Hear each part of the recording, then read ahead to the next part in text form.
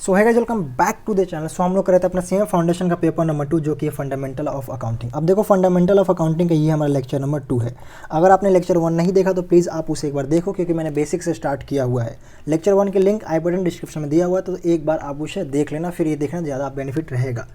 Point number 2 की भैया आप लेक्चर में क्या कराऊंगा, मैं लेक्चर के साथ आपके जितने भी इस चैप्टर इस स्टडी मैट में जो भी कॉन्सेप्ट हैं सारे कॉन्सेप्ट हम डिस्कस करेंगे, जितने टॉपिक है सारे टॉपिक हम डिस्कस करेंगे।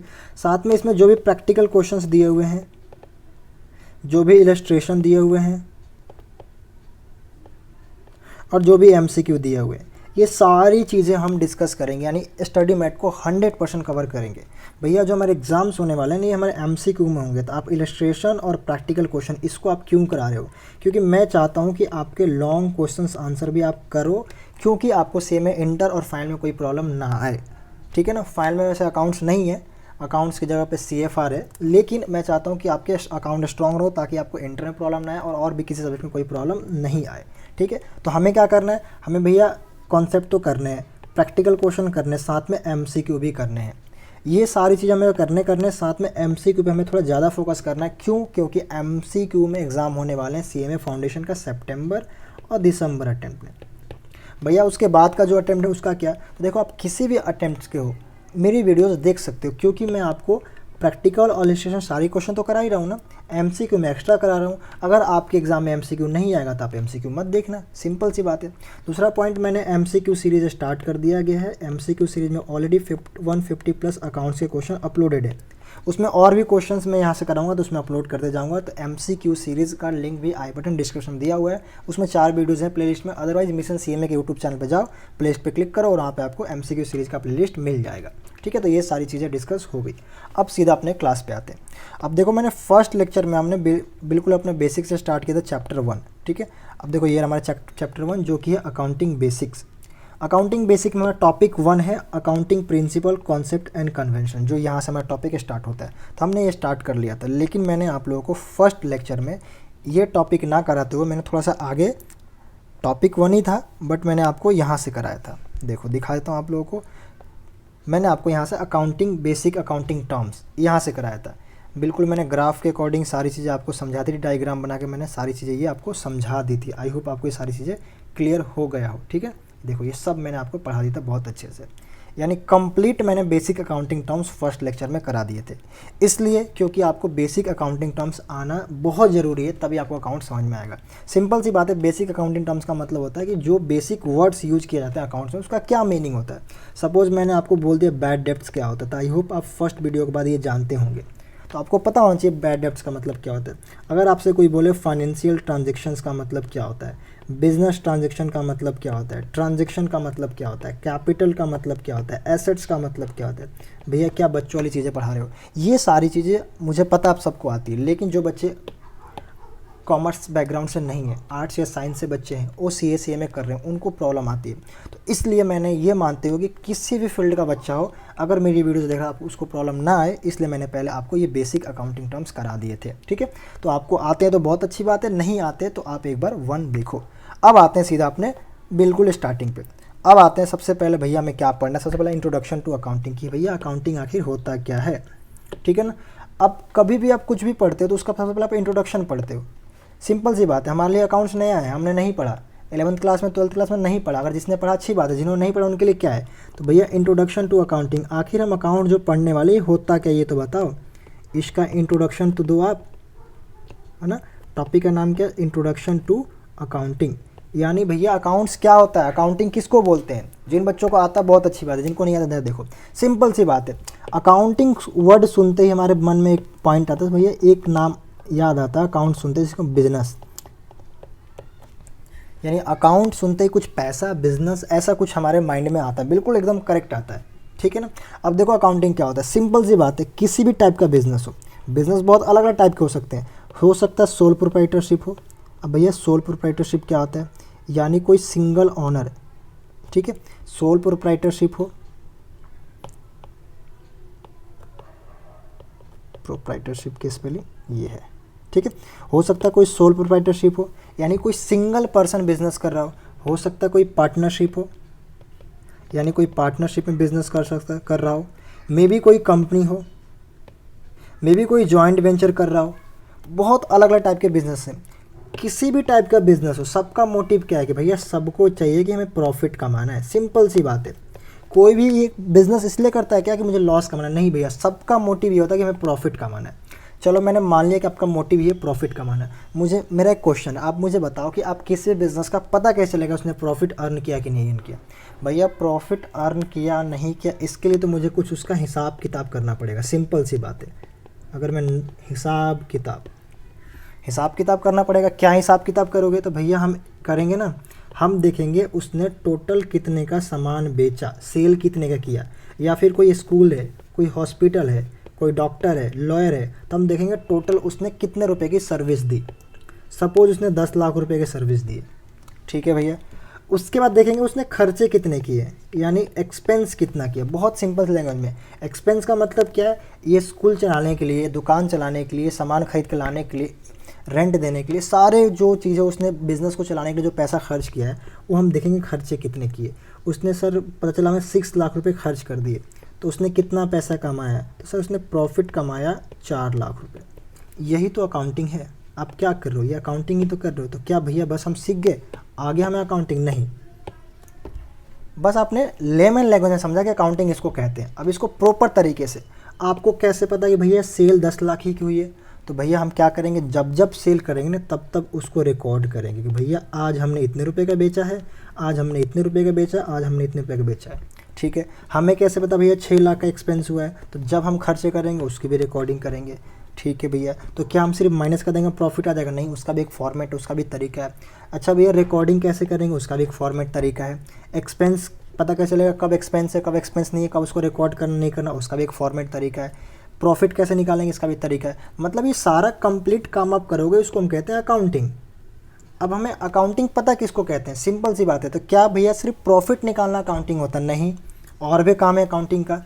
आपके पास जो भी रिसोर्सेज हैं उसको आप बेटर यूटिलाइजेशन कर रहे हो कि नहीं कर रहे हो, ये भी अकाउंटिंग आपको बताएगा। आपको कोई डिसीजन लेना है, ये भी आपको अकाउंटिंग बताएगा। आपको प्रॉफिट हो रहा है कि लॉस हो रहा है, ये भी आपको अकाउंटिंग बताएगा। आपको टोटल कितना आपने सेल किया, भी अकाउंटिंग बताएगा। टोटल आपको कितना किसी से पैसे लेने हैं, कितना किसी से देने हैं, ये भी आपको अकाउंटिंग बताएगा। यानी सारा ये वर्क जो मैं बता रहा हूँ ये सब अकाउंटिंग का है। अब प्रॉब्लम ये कि इन सारी चीज़ों को करते कैसे, वही हमें सीखना है, ठीक है ना। तो ये हमारा अकाउंटिंग होता है। आई होप आपको समझ में आ गया हो, ठीक है। यही सारी चीज़ें आपको यहाँ पे लिखी हुई है। यहाँ देखो ये इतना जो राम कथा लिखा हुआ है यहाँ से यहाँ तक, यही सारी चीज़ें लिखा हुआ। भैया रीड करना है क्या, बस एक बार गो थ्रू कर लेना, उसके अलावा कुछ भी नहीं करना। इसको गो थ्रू कर लेना, बस याद वाद कुछ नहीं करना, ठीक है ना। इंट्रोडक्शन का मतलब क्या, अकाउंटिंग क्या होता है। मैं आपसे बोलूँ मैथमेटिक्स क्या होता है, शायद आपको पता भी नहीं होगा। इंट्रोडक्शन टू मैथमेटिक्स बस पढ़ते आ रहे हैं तो हमने कभी इंट्रोडक्शन ली नहीं। इकोनॉमिक्स क्या होता है, लॉ क्या होता है, साइंस क्या होता है, वैसे अकाउंट्स क्या होता है, ये इंट्रोडक्शन है, ठीक है। आपको बस रीड करने से ज़्यादा कुछ नहीं करना। यहाँ से क्या लिखा हुआ वहीं कुछ नहीं करना, बस रीड कर लेना। बहुत सिंपल चीज़ें जो मैंने को बता दी। देखो यही मैंने एक छोटा सा डायग्राम बना दिया था, अगर चाहो तो आप देख सकते हो। आपको क्या लिखा है, देखो किसी भी टाइप का बिजनेस हो सबका मोटिव क्या होता है, प्रॉफिट अर्न करना। मे बी प्रॉफिट हो लॉस हो तो अकाउंटिंग को डिपेंड करता है, लेकिन सबका मोटिव होता है प्रॉफिट अर्न करना। प्रॉफिट कैसे पता चलेगा, भैया सारे ट्रांजेक्शन की रिकॉर्डिंग करनी पड़ेगी। अब भैया सारे ट्रांजेक्शन की रिकॉर्डिंग कैसे करेंगे, सबका मुझे ट्रैक रखना पड़ेगा, ऑल रिसोर्सेज का ट्रैक रखना पड़ेगा, क्योंकि रिसोर्सेज एफिशिएंट यूटिलाइज हो रहे हैं कि नहीं हो रहे हैं। क्योंकि अगर आपका एफिशिएंट यूटिलाइज नहीं हो रहा है तो भी आपका प्रॉफिट नहीं निकलेगा। मान लो मेरी एक मशीन है जो पर डे 10,000 प्रोडक्ट बना सकती है, लेकिन एक दिन बना रही है 1000। मतलब क्या है, मतलब इसका एफिशिएंटली यूज नहीं कर रहे हैं, या तो वर्कर काम नहीं कर रहा है या मटेरियल नहीं है, कुछ भी है, लेकिन इससे लॉस होगा। मेरी मशीन चल रही है बट 10,000 की जगह 1000 प्रोडक्ट बना रही है, ठीक है। तो पहले तो आपको सारे के सारे रिकॉर्डिंग ट्रांजेक्शन करने पड़ेंगे, उसके साथ जो भी रिसोर्स उसको ट्रैक रखने पड़ेंगे, वो भी देखना पड़ेगा एफिशिएंट यूज हो रहा है कि नहीं हो रहा है। और वह है कि भाई हमारा बिजनेस का नेटवर्क कितना, किससे कितना लेना, किससे कितना देना है, ये सारी की सारी चीज़ आपको अकाउंटिंग बना के दे देगा, ठीक है। तो ये जो चीज़ें यहाँ पे लिखी हुई है इसी का मैंने एक छोटा सा ग्राफ बनाने की कोशिश किया है, डायग्राम, क्लियर है। अब आ जाओ भैया डेफिनेशन पे। ये तो इंट्रोडक्शन था कि व्हाट इज़ अकाउंटिंग। अब आ जाओ डेफिनेशन पे। अब देखो डेफिनेशन अलग अलग लोगों ने अलग तरीके से दी है। हम जो डेफिनेशन पढ़ेंगे सबसे इंपॉर्टेंट और फेमस डेफिनेशन जो आपने क्लास 11th में पढ़ रखी थी, नहीं पढ़ी कोई दिक्कत नहीं, देख लो इधर देखो। Definition of American institute of certified public accountant, ठीक है ना।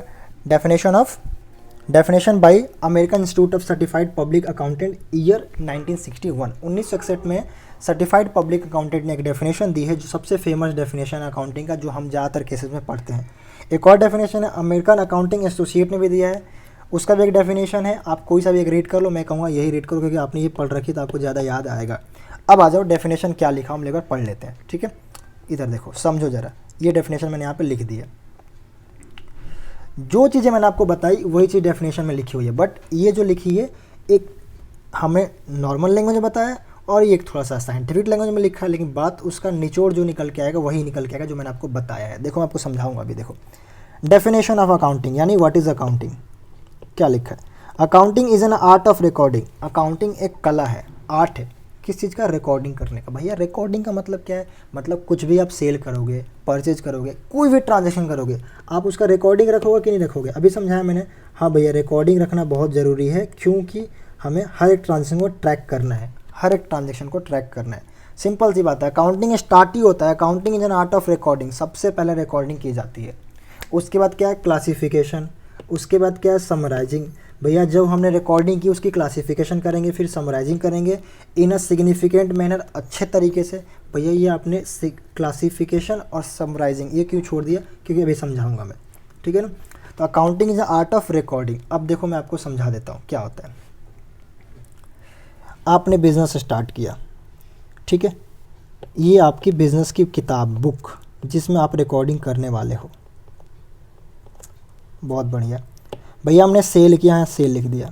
हमने परचेज किया, परचेज लिख दिया। परचेज किया, सेल किया, परचेज किया।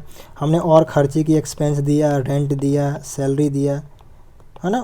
परचेज किया, सेल किया, एक्सपेंस दिया, रेंट दिया, इलेक्ट्रिसिटी बिल दिया, वेजेस दिया, और क्या सब जो भी आपने ट्रांजेक्शन की, सेल, परचेज, रेंट, एक्सपेंस, खर्चे, प्रॉफिट गेन, जो भी आपने ट्रांजेक्शन की, सारे के सारे ट्रांजेक्शन इसमें आपने रिकॉर्ड कर दिया। तो ये क्या था हमारा, तो ये था अकाउंटिंग का first stage, it is called recording. आपने क्या कर दी, रिकॉर्डिंग कर दी। तो डेफिनेशन क्या था, accounting is an art of recording. Next word क्या है, नेक्स्ट वर्ड क्या है, क्लासिफिकेशन। क्या करना है, क्लासिफिकेशन। मतलब तो स्टार्ट कर रहे हैं, हमने रिकॉर्डिंग कर दी, अब इसको क्लासिफिकेशन करना है। अब भैया क्लासिफिकेशन का क्या मतलब होता है, क्लासिफिकेशन का क्या मतलब होता है, तो क्लासिफिकेशन का मतलब होता है ग्रुपिंग ऑफ डेटा। मतलब जो भी डेटा आपके पास है उसको उसके ग्रुप वाइज उसको डिस्ट्रीब्यूट कर दो। अगर सिंपल लैंग्वेज में बोलूँ तो मतलब क्या है, हमने रिकॉर्डिंग कर दी, अब बोलेगा एक काम करो यार, मैं आपसे बोलूँ, सपोज़ आपने ये पूरे 1 महीने की आपने इसमें रिकॉर्डिंग कर रखी है, ठीक है, आपने पूरे 1 मंथ की रिकॉर्डिंग कर रखी है। मैं आपसे बोलूँ कि मुझे बताओ टोटल सेल कितना 1 मंथ में, तो आप क्या करोगे, आप बोलोगे भैया जोड़ लो, एक सेल ये था, एक सेल ये था, और सेल ये रहा, और मान लो सपोज एक यहाँ पे है, ठीक है, एक यहाँ पे है, अब सबको जोड़ लो। ये तो कोई बात नहीं है ना, फिर तो अकाउंटिंग किस बात का है। तो भैया क्या करेंगे इसके लिए, इसके लिए आपको करना पड़ेगा क्लासिफिकेशन। मतलब फिर से सबकी अलग अलग किताबें बनाई जाएगी, सबकी अलग अलग बुक्स बनाई जाएगी, अकाउंट बनाया जाएगा। सेल का अलग,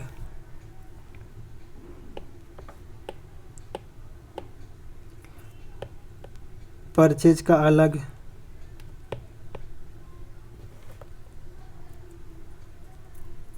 उसके बाद क्या है, सैलरी आपने दिया है अपने एम्प्लॉय का, उसका अलग, आपने वेजेस दिया है उसका अलग, आपने और कोई खर्चे किए हैं, एक्सपेंस, मतलब लाइक रेंट, इलेक्ट्रिसिटी बिल, सबका अलग अलग, मतलब सबकी अलग अलग किताबें बनाई जाएगी। जो भी खर्चे लेन देन है, सेल परचेज, सबकी अलग अलग किताबें बनाएगी। और करना कुछ नहीं है, करना ये है कि बस जो जो सेल के डेटा हैं, सेल सेल सेल सेल, उस सबको उठा के सेल में पुट कर देना है। सिंपल सी बात है। मतलब ये है कि सारा का सारा सेल यहाँ पे आ जाएगा, सेल सेल सेल और सेल। जो भी परचेज वाले हैं वो कहाँ सब चला जाएगा, परचेज में, परचेज में, परचेज में, यानी जितना परचेज है वो सब के सब कहाँ जाएगा, परचेज में। जो भी सैलरी है उस सैलरी में, जो भी वेजेस है वेजेस में, अगर आपने किसी को रेंट दिया तो रेंट अकाउंट में, आपने किसी को और भी कुछ दिया, इलेक्ट्रिसिटी बिल दिया, इलेक्ट्रिसिटी बिल अकाउंट में, आपका बैंक का पैसा है तो बैंक अकाउंट में, यानी जो भी चीज़ें हैं सबकी अलग अलग रिकॉर्डिंग कर दी जाएगी। अब आपने कर दिया, पहले तो आपने भैया रिकॉर्डिंग कर दी थी, आपने ये रिकॉर्डिंग कर दी, अब आपने क्या किया, क्लासिफिकेशन कर दिया, मतलब सबको सबकी अपनी जगह पे भेज दी, क्लासीफाई होगी। अब मैं आपसे पूछूं कि मुझे बताओ टोटल सेल कितना होगा, तो आप क्या करोगे, सिंपली इसको ऐड करोगे क्योंकि सारे सेल तो यही है। आप सपोज 2 लाख रुपए है तो आप बोलोगे भैया 2 लाख का पूरे महीने का सेल है। मैं बोलो पूरे साल का, तो यहाँ पे पूरे साल का क्लासिफिकेशन हुआ पड़ेगा, यहाँ पे सबको ऐड कर दोगे पूरे साल का आ जाएगा।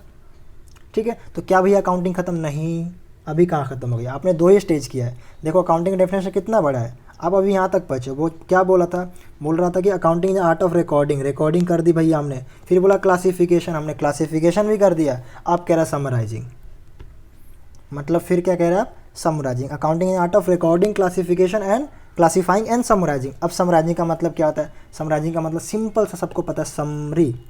क्या करना भैया, समरी बनाना है।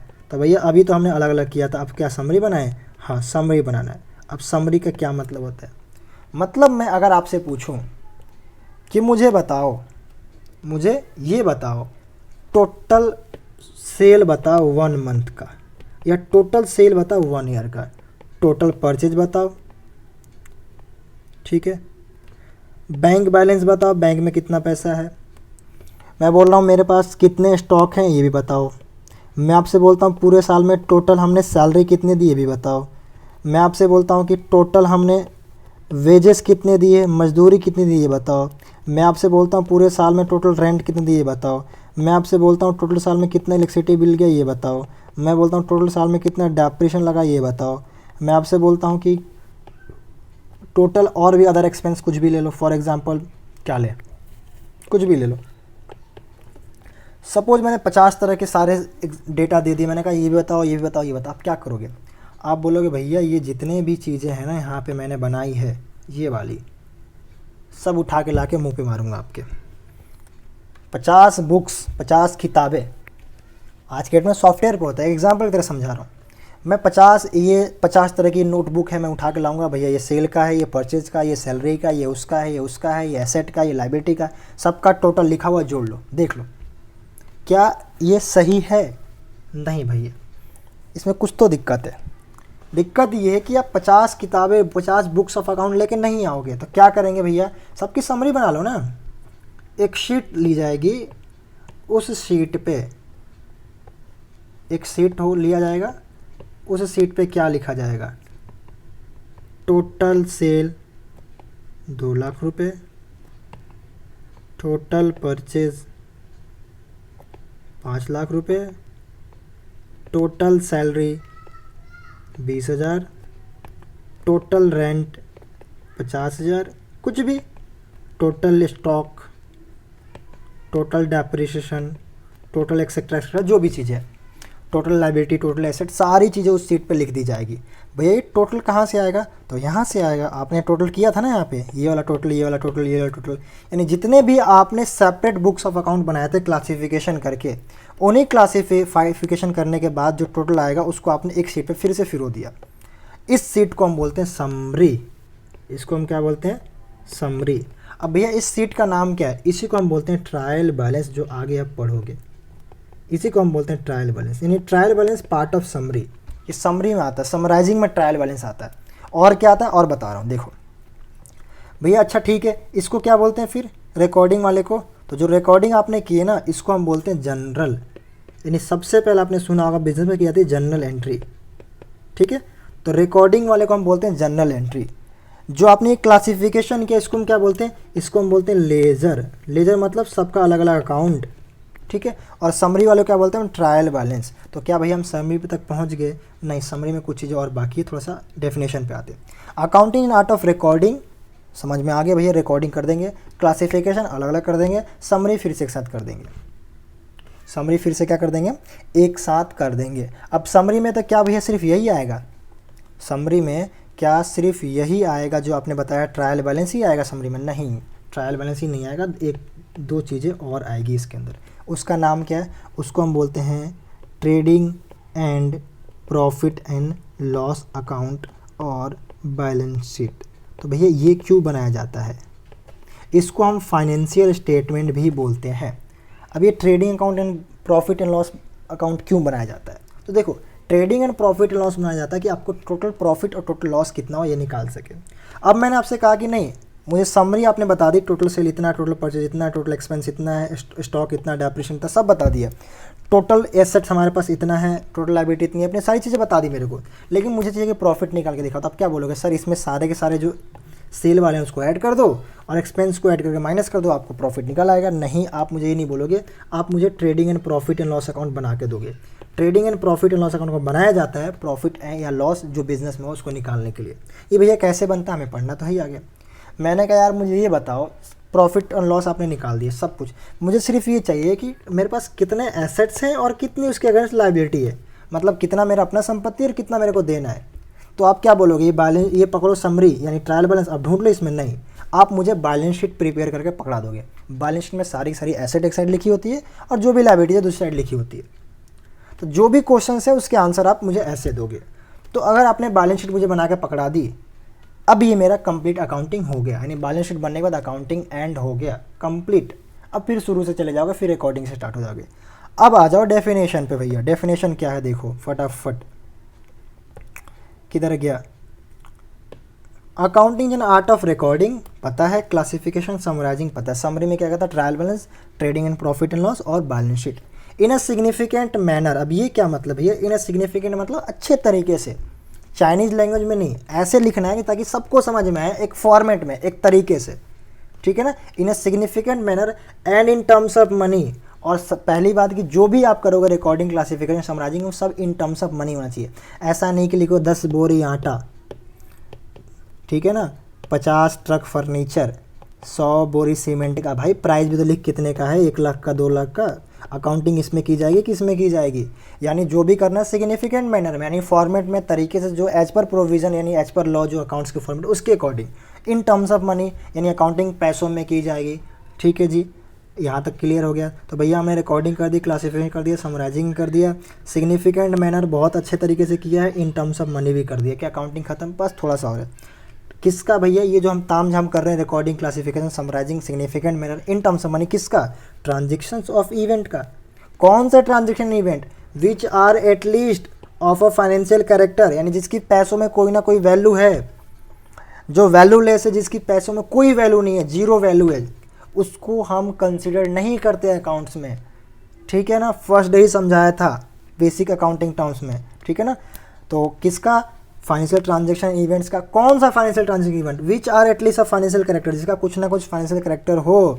लास्ट में यहाँ तक क्या अकाउंटिंग खत्म, बस थोड़ा सा और। And interpreting the result thereof, जो भी रिजल्ट निकल के आएगा उसको इंटरप्रेट करो, अकाउंटिंग खत्म। भैया रिजल्ट निकल के आएगा क्या मतलब है, मतलब हमने रिकॉर्डिंग कर दी, क्लासिफिकेशन कर दिया, समराइजिंग कर दिया, सिग्निफिकेंट मैनर से किया, बहुत अच्छे तरीके से किया है, टर्म्स ऑफ मनी पैसों के रूप में किया है, किसको, ट्रांजेक्शन इवेंट्स का। कौन सा ट्रांजेक्शन इवेंट, जो बिजनेस के थे और जिसकी पैसों में कोई ना कोई वैल्यू थी, वैल्यूलेस ट्रांजेक्शन की कोई वैल्यू नहीं होती, कर दिया सब कुछ। अब ये क्या लिखा, interpreting the result thereof, यानी ये जो आपने इतना सारा काम किया यहाँ तक, उससे जो भी रिजल्ट आया है उसको इंटरप्रेट कर दो और अकाउंटिंग खत्म हो गया। भैया रिजल्ट क्या होता है, यानी फाइनेंशियल स्टेटमेंट को हम रिजल्ट बोलते हैं। ये देखो, ये मेरा रिजल्ट आया था यहाँ पे ना, ये देखो क्या रिजल्ट आया था, तो भैया या तो प्रॉफिट निकल के आएगा तो लॉस निकल के आएगा। दूसरा क्या है, दूसरा बैलेंस शीट, कितना लेना और कितना देना है, एसेट्स कितनी है, संपत्ति कितनी है, लायबिलिटीज़ मतलब देनी कितनी है। अब देखो एसेट, संपत्ति, liability, balance sheet, trading account, trial balance, ये सारी वर्ड बोल रहा हूँ, ये बेसिक अकाउंटिंग टर्म्स में समझा चुका हूँ, ठीक है ना। तो ये सारी चीज़ें होती है। अगर रिजल्ट की बात हो तो रिजल्ट यही है, profit and loss account and balance sheet. इसके लिए हम सारा काम कर रहे थे, कितना प्रॉफिट, कितना लेना, कितना देना, क्या बचा क्या नहीं बचा, ठीक है ना। कोई दिक्कत नहीं है सर, कोई डाउट है टेलीग्राम ग्रुप ज्वाइन करो, वहाँ पूछो, कमेंट करो, पूछो, ठीक है। तो ये हमने पढ़ लिया डेफिनेशन ऑफ अकाउंटिंग। देखो आधे घंटे में सिर्फ डेफिनेशन पढ़ रखी है। अब जिन बच्चों ने, होता है कुछ बच्चे छोड़ के जाते हैं तो कोई दिक्कत नहीं भाई, जिनको आता जा सकते छोड़ के, जिनको नहीं आता वो पढ़ लो। अब आ जाओ जरा, भैया आपने अपनी कहानी सुना दी, हम बुक का ज़रा पढ़ लें। आ जाओ बुक की पढ़ लेते हैं। देखो ज़रा फटाफट क्या लिखा है। Accounting is an art of recording, classifying and summarizing in a significant manner and in terms of money, transaction of event which are at least financial character and interpreting the result thereof। जो से result आएगा उसको interpret करो। यही definition मैंने आपको पढ़ाई है। आई होप आपको डेफिनेशन ऑफ अकाउंटिंग समझ में आ गया होगा। अब भैया नेक्स्ट एक और डेफिनेशन पढ़ा दो, आप रीड कर लेना, जो मैंने समझाया वही निकल के आएगा, ठीक है ना। प्लीज़ एक बार रीड कर लेना। देखो अलग अलग लैंग्वेज में लिखी होती है बट सबका मीनिंग सेम ही होता है, ठीक है ना। ऐसा नहीं है कि ऐड कुछ भी मान लो एक डेप्रेशन है, डेप्रेशन का मीनिंग किसी और डेफिनेशन में अलग और किसी और डेफिनेशन में अलग हो, तरीके अलग है एक्सप्लेनेशन का, बट मीनिंग उसका एक ही निकलता है। तो आप डेफिनेशन दूसरा वाला पढ़ लेना। अब नेक्स्ट पॉइंट है ऑब्जेक्टिव ऑफ अकाउंटिंग। आखिर अकाउंटिंग हम करते क्यों हैं, बता सकते हो क्यों करते हैं? इतनी राम कथा हमने कर ली, बताओ क्यों करते हैं अकाउंटिंग भाई? What is objective of accounting, क्यों करते हैं? अच्छा ये मैंने पढ़ाया नहीं क्या? पढ़ा दिया ना, पढ़ा दिया, देखो लिख दिया मैंने। रिकॉर्डिंग का मतलब क्या है? Recording the books of account. Classification का मतलब क्या है? सेपरेट कर देना। समराइजिंग का मतलब एक साथ कर देना। सिग्निफिकेंट मैंने अच्छे तरीके से इन टर्म्स ऑफ मनी पता ही है। ट्रांजेक्शन जिसकी फाइनेंशियल कैरेक्टर है, और इंटरप्रेटिंग द रिजल्ट दे रहा, यानी यही मैंने डेफिनेशन को तोड़ के यहाँ पे लिखा हुआ है। Objective of accounting, what is objective of accounting? उद्देश्य क्या भाई, क्यों कर रहे हो अकाउंटिंग? भैया सबसे पहले हमारा ऑब्जेक्टिव तो ये है कि भैया पता चले कि प्रॉफिट कमा रहे कि नहीं कमा रहे। बिल्कुल सही। तो एक ऑब्जेक्टिव ये भी अकाउंटिंग करने का। तो क्या सिर्फ ये ऑब्जेक्टिव है? नहीं, और भी ऑब्जेक्टिव है। कोई भी डिसीजन लेना है, कुछ भी काम करना, अकाउंटिंग इन्फॉर्मेशन चाहिए मुझे। भैया किस टाइप का डिसीजन? सपोज मेरे को सेल इंक्रीज करना है, डिक्रीज करना है, किसी पर्टिकुलर प्रोडक्ट को मेरा प्रॉफिट हो रही है नहीं हो रही, इसमें मेरे को और प्रोडक्शन करनी चाहिए नहीं करनी चाहिए, ये डिसीजन कैसे लोगे? मुझे एक और फैक्ट्री डालनी है, उसके लिए फाइनेंशियल स्ट्रेंथ है कि नहीं है, पैसा है कि नहीं है, इसके पैसे कैसे पता करोगे? भैया जो भी आप बता रहे हो सब का सब अकाउंटिंग करके हमें देगा। वही चीज़ है, देखो डेफिनेशन जो हमने पढ़ी वही निकल के आएगा। सबसे पहला क्या है? To provide information to the users for decision making. जो भी यूजर्स हैं उनको डिसीजन मेकिंग के लिए इन्फॉर्मेशन प्रोवाइड करता है अकाउंटिंग। भैया अब यूजर्स क्या होते हैं? अकाउंटिंग यूजर्स क्या होते हैं? आगे पढ़ना फिर भी सुन लो। अकाउंटिंग यूजर्स का मतलब जो अकाउंटिंग को यूज करके डिसीजन लेते हैं। सपोज कौन हो सकता है? तो भैया मैनेजेरियल यानी मैनेजमेंट। और कौन हो सकता है? भैया ऑनर। और कौन हो सकता है? कस्टमर। अब ये कस्टमर कैसे होगा? देखो दो तरह के यूजर होते हैं, इंटरनल एक्सटर्नल। इंटरनल यूजर्स हो गया ऑनर, ठीक है, और क्या हो गया? Managers, management level. अब वो डिसीजन लेना है कुछ भी तो भाई आप पहले अकाउंटिंग देखोगे ना, क्या स्ट्रेंथ है, क्या प्रॉफिट, क्या लॉस, क्या चल रहा है, उस तो ऐसी हवा में डिसीजन लोगे, ठीक है। दूसरा एक्सटर्नल यूजर्स क्या हो सकते हैं? Creditor, bankers, financial institutions, customer. भाई आपको कोई भी क्रेडिटर उधार तब देगा जब आपकी कोई ना कोई फाइनेंशियल स्ट्रेंथ हो, कोई भी बैंक तब लोन देगी जब आपकी कोई ना कोई फाइनेंशियल स्ट्रेंथ हो। ये क्या करेंगे? आपके अकाउंटिंग मंगाएंगे, उसको देखेंगे, अब उसके बेस पे अपना डिसीजन लेंगे। तो फाइनेंशियल इन्फॉर्मेशन आपको चाहिए कोई भी डिसीजन लेने के लिए, और वो फाइनेंशियल इन्फॉर्मेशन आपको कौन प्रोवाइड करेगा? अकाउंटिंग प्रोवाइड करेगा। तो ये पहला ऑब्जेक्टिव क्लियर, ठीक है भैया, क्लियर हो गया। Second, systematic record of all transaction. Simple सी बात है, हर एक ट्रांजेक्शन का सिस्मेटिक रिकॉर्ड रहता है। कोई भी ट्रांजेक्शन आपको फाइंड आउट करना है, कुछ भी देखना, तो आपका सिस्मेटिक रिकॉर्ड रहेगा। आप वहाँ से पर्टिकुलर ट्रांजेक्शन को सर्च कर सकते हो, देख सकते हो, आपको कोई दिक्कत नहीं आएगी। दूसरा, ascertainment the result above transaction. जो भी आपने यहाँ पे रिकॉर्ड किया उसका रिजल्ट क्या आया, यानी रिजल्ट या तो प्रॉफिट आया या लॉस आया, उसका आप फाइंड आउट असर्टेनमेंट तब करना। ये भी किसका वर्क है, किसका ऑब्जेक्टिव है? अकाउंटिंग का। दूसरा, ascertain the financial position of the business. Financial position का मतलब क्या है? फाइनेंशियल स्ट्रेंथ, आपकी पैसों में क्या वैल्यू है। आपने बहुत सुना होगा आजकल यार फाइनेंशियल पोजीशन बहुत ख़राब चल रही है, मतलब यार मतलब बिल्कुल लुल है, पैसे वैसे है नहीं हमारे पास। फाइनेंशियल पोजीशन का मतलब होता है आपकी कितनी क्या स्ट्रेंथ है, यानी आपके पास कितने एसेट्स हैं, कितनी, और उसके रिगार्डिंग कितनी लायबिलिटी है। सपोज मेरे पास 1 करोड़ का एसेट है और लायबिलिटी मेरे पास कितने का, मान लो 10 लाख का है, 90 लाख रुपए का मेरा एक्सेस है, कैश भी बहुत है, बैंक में बैलेंस बहुत है, तो यानी मेरी फाइनेंशियल स्ट्रेंथ ठीक ठाक है, ठीक है ना। तो नो द फाइनेंशियल पोजीशन, ठीक है। वही सेम चीज़ है, यहाँ से क्या होता है? असर्टेन करना, और फिर कह रहा है कि भाई आपकी फाइनेंशियल पोजीशन अच्छी है बुरी है, यानी ये क्या है? हमारा ऑब्जेक्टिव ऑफ अकाउंटिंग। वही सारी चीज़ें यहाँ पे लिखी हुई है, बुक में आ जाओ। पहले मैं आपको करा रहा हूँ, फिर बुक से मैं आपको दिखा देता हूँ। देखो जी, सबसे पहले क्या बताया इसने? Provide information to the users for rational decision making, ठीक है, डिसीजन मेकिंग के लिए। पढ़ लेना, जो मैंने समझाया वही है। सिस्मेटिक रिकॉर्ड ऑफ ट्रांजेक्शन, हर एक ट्रांजेक्शन सिस्मेटिक रिकॉर्ड रखता है। ये ज़रूरी है कि हर एक ट्रांजेक्शन सिस्मेटिक रिकॉर्ड रखा जाए, ठीक है ना, जिसको हम बुक कीपिंग भी बोलते हैं। आगे, ascertain the result of transaction, मतलब आपको प्रॉफिट हुआ या लॉस हुआ, ये फाइंड आउट करने के लिए। Next, ascertain the financial position, आपकी फाइनेंशियल पोजीशन कितनी है, अच्छी है बुरी है। और to know the solvency position. अब ये सॉल्वेंसी पोजीशन क्या होता है? सॉल्वेंसी पोजीशन क्या होता है? सॉल्वेंसी पोजीशन का मतलब होता है कि आपके ऊपर जो लायबिलिटीज़ है उसका आप पेमेंट कर पाओगे या नहीं कर पाओगे।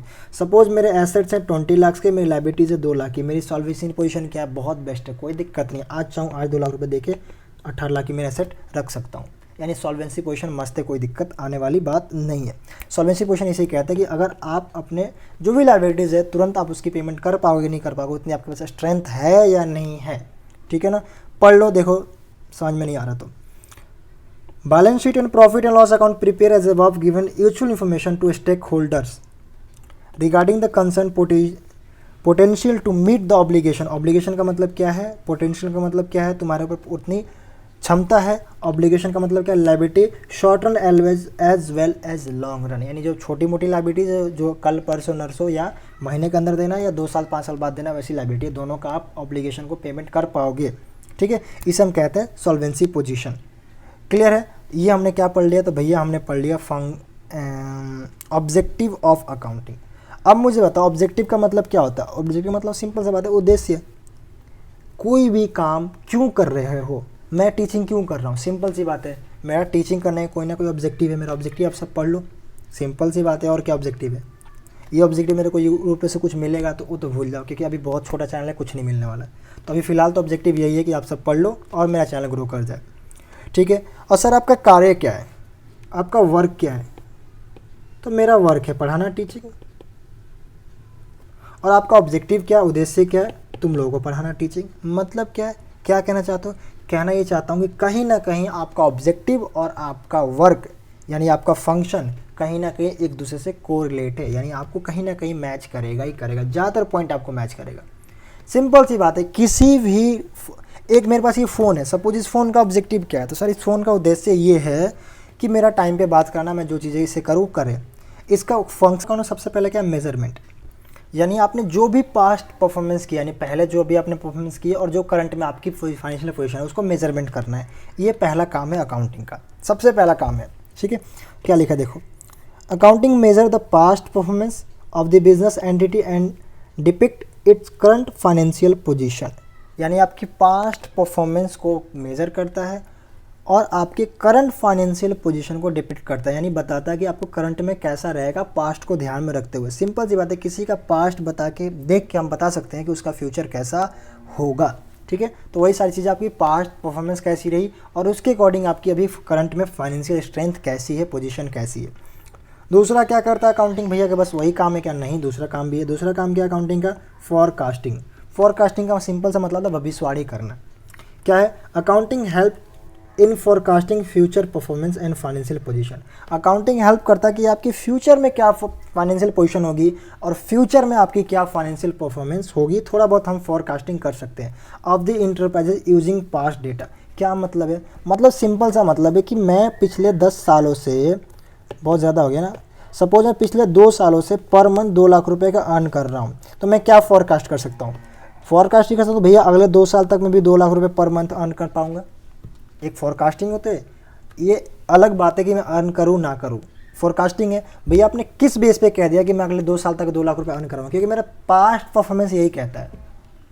फॉर एग्जांपल मेरा पास्ट परफॉर्मेंस करता है कि एवरी ईयर 20% से मेरा इनकम इंक्रीज करता है, तो मैं ये भी कह सकता हूँ कि मेरा नेक्स्ट ईयर 20% इंक्रीज करेगा, फिर उसके नेक्स्ट ईयर 20% इंक्रीज करेगा। मैं क्या कर रहा हूँ सर, ये सिंपल सी बात है, आप फॉरकास्टिंग कर रहे हो। किसके दम पे फॉरकास्टिंग कर रहे हो, किसने आपको परमिशन दिया, अकाउंटिंग ने। कैसे पता अकाउंटिंग को, क्योंकि मैं पिछले 2-3 साल से अकाउंट मेंटेन कर रहा हूँ और हर साल मेरा 10 से 12% प्रॉफिट इंक्रीज करता है, ठीक है। तो पास्ट परफॉर्मेंस को देखते हुए आप अकाउंटिंग डेटा के बेस पे आप फ्यूचर को फॉरकास्ट कर सकते हो, ज़रूरी नहीं है सही हो, ठीक है ना, बस कर सकते हो, कभी कभी सही भी होता है।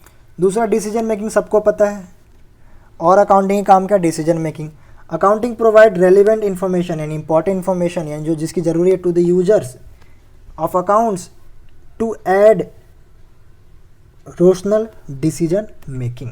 यानी अकाउंटिंग क्या करता है कि जो भी यूजर्स हैं, मैनेजरियल पर्सनस हैं, जो भी इंटरनल है या एक्सटर्नल क्रेडिटर हैं, बैंक्स हैं, सबको एक अकाउंटिंग इन्फॉर्मेशन प्रोवाइड करता है। भाई लो, यूज करो, डिसीजन लो, देना है कि नहीं देना, ये काम करना है कि नहीं करना। जब तक आपके पास कोई इन्फॉर्मेशन नहीं होगी तब तक आप क्या डिसीजन नहीं ले सकते।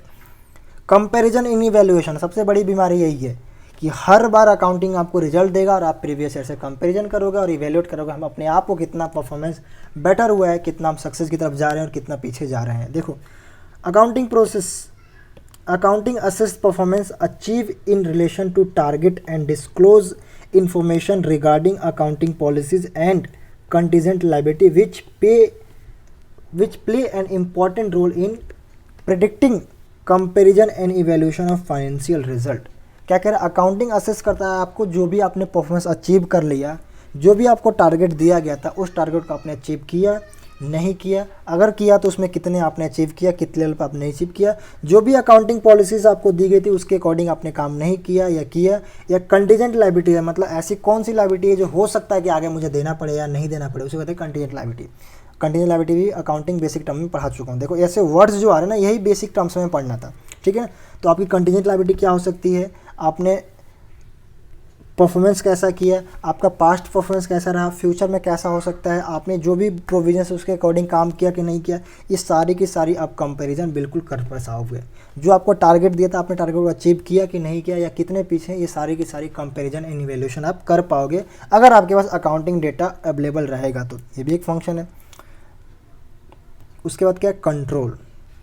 Accounting also identify weakness of the operational system and provide feedback regarding the effectiveness of measures adopted to check such weakness। क्या मतलब इसका, मतलब जहाँ भी आपके पास वीकनेस होगी आपके सिस्टम में, अकाउंटिंग आपको प्रोवाइड कर देगा, बता देगा। अब आप उसको कंट्रोल कर सकते हो। बहुत सिंपल सा एग्जांपल है, सपोज वही ऊपर एग्जांपल दे चुका हूँ। मेरे पास एक मशीन है, मशीन की जो कैपेसिटी है पर डे का वो 10,000 यूनिट है। सपोज मैं एक फ़ोन ही बना रहा हूँ, मोबाइल फ़ोन बना रहा हूँ, ठीक है भैया। अब मेरा ये मैं देख रहा हूँ मेरे अकाउंटिंग रिकॉर्ड जो मेंटेन हो रहे हैं उसमें दिखा जा रहा है कि भैया 8,000 पर डे प्रोडक्ट बन रहे हैं, 2,000 जो मेरी कैपेसिटी है पर डे का यूज नहीं हो रहा है, वीकनेस है। अब ये वीकनेस किस लिए हो सकता है लेबर सही से काम नहीं कर रहे, हो सकता है मशीन प्रॉपर वर्क नहीं कर रही, हो सकता है मटेरियल अवेलेबल नहीं, कुछ भी हो सकता है, बट मुझे पता चल गया कि ये वीकनेस है, यहाँ दिक्कत है। अब भैया कौन सा रीज़न है, मटेरियल वाला रीज़न है, लेबर का रीज़न है, मशीन का रीज़न है, ये तो फिर मैं रिस्पेक्टिव चेक करूँगा ना। पहले मैं देखूँगा लेबर प्रॉपर काम कर रहा है कि नहीं कर रहा, मटेरियल का रिकॉर्ड चेक करूँगा मटेरियल प्रॉपर है कि नहीं है, फिर मैं देखूँगा मेरी मशीन एफिशिएंट यूज़ हो रही कि नहीं हो रही, कहाँ प्रॉब्लम आ रहा है, मुझे पता चल जाएगा क्योंकि मैंने अकाउंटिंग प्रॉपर की है, फिर मैं उसको कंट्रोल कर सकता हूँ। बहुत सिंपल सा एग्जाम्पल है, ठीक है। आ जाओ क्या लिखा है यहाँ पे, पढ़ लो। Accounting also identify the weakness of the operational system, ठीक है। और प्रोवाइड आपको फीडबैक देता है रिगार्डिंग, आप उसको इफेक्टिवनेस को ठीक कर सकते हो अगर कहीं भी वीकनेस उसके अंदर है तो। लास्ट क्या है, गवर्नमेंट रेगुलेशन एंड टैक्सेशन। सबसे बड़ी बीमारी यही है कि भाई गवर्नमेंट रेगुलेशन एंड टैक्सेशन के लिए भी अकाउंटिंग करना पड़ता है। बहुत तो अकाउंटिंग करना नहीं चाहते, लेकिन सिर्फ और सिर्फ इसी पॉइंट के लिए बेचारे करते हैं। गवर्नमेंट का रेगुलेशन है भाई कि आपको इतना टर्नओवर है तो आपको अकाउंटिंग करनी है, इतना टर्नओवर है तो आपको टैक्स देना है, इतना है तो आपको जीएसटी देना है। अब सारी चीज़ें रिकॉर्ड मेंटेन कर रखना था, वो करना ही पड़ेगा। मुझे कैसे पता मेरा टर्नओवर कितना है क्योंकि मैंने अकाउंटिंग नहीं की, मुझे कैसे पता मुझे कितना टैक्स देना है, मुझे कैसे पता मुझे कितना जीएसटी देना है, मुझे कैसे पता है गवर्नमेंट का कितना फ़ी बनता है, कौन कौन से कंप्लाइंस करने हैं। इन सब क्वेश्चंस के आंसर के लिए मुझे अकाउंटिंग करनी पड़ेगी, उसके लिए भी लोग अकाउंटिंग करते हैं। क्या लिखा है, accounting provide necessary information to the government excise control and entity as well as collection of tax revenue. सबसे बड़ी बात है टैक्स को कितना हमें देना है, ये भी हमें अकाउंटिंग इन्फॉर्मेशन प्रोवाइड करेगा। This is called function of accounting. I hope कोई प्रॉब्लम नहीं आनी चाहिए इस वीडियो में यहाँ तक, ठीक है जी। अब भैया नेक्स्ट वीडियो में हम स्टार्ट करेंगे बुक कीपिंग, अकाउंटिंग साइकिल, और यहाँ पे क्या है मेरे पास क्लासिफिकेशन ऑफ अकाउंटिंग यानी ब्रांचेस ऑफ अकाउंटिंग, और ये मेरा हो जाएगा दी एंड, ठीक है। तो नेक्स्ट वीडियो में हम यहाँ तक बेसिक अकाउंटिंग टर्म्स तो कर लेंगे, उसके बाद बेसिक अकाउंटिंग टर्म तो हमने ऑलरेडी कर रखी है। तो वीडियो नंबर जब 4 आएगी वो यहाँ से बहुत important accounting principle, generally accepted accounting principle हम यहाँ से स्टार्ट कर देंगे। देखो गैप जो है ना, ये सीएमए इंटर में मुझे याद है वहाँ भी 5 नंबर का 4 नंबर का क्वेश्चन पूछा था गैप के बारे में। तो अकाउंटिंग प्रिंसिपल इंपॉर्टेंट है, आपको इंटर में पूछ सकता है। तो वीडियो नंबर 4 में हम यहाँ से स्टार्ट करेंगे। ये वीडियो सेकंड थी। थर्ड वीडियो में ऊपर की जो चीज़ें बुक कीपिंग, ये सारी चीज़ें ब्रांचेस ऑफ अकाउंटिंग, उसमें मैं सारी चीज़ें आपको समझा दूंगा। आई होप आपको समझ में आ गया हो। कोई दिक्कत है टेलीग्राम ग्रुप ज्वाइन करो, लिंक डिस्क्रिप्शन में, वहाँ पूछो या कमेंट करके पूछो। देखो कमेंट करने से रीच बढ़ती है, इसलिए प्लीज़ कमेंट भी कर दिया करो, ठीक है। मैं आपसे मिलता हूँ नेक्स्ट वीडियो में, तब तक के लिए टेक केयर। वीडियो को शेयर करना, चैनल को सब्सक्राइब करना, और मस्ती से पढ़ाई करो, स्टडी करो, अपनी तैयारी करो, ठीक है। मैं आपसे मिलता हूँ, टेक केयर, तब तक के लिए थैंक यू सो मच।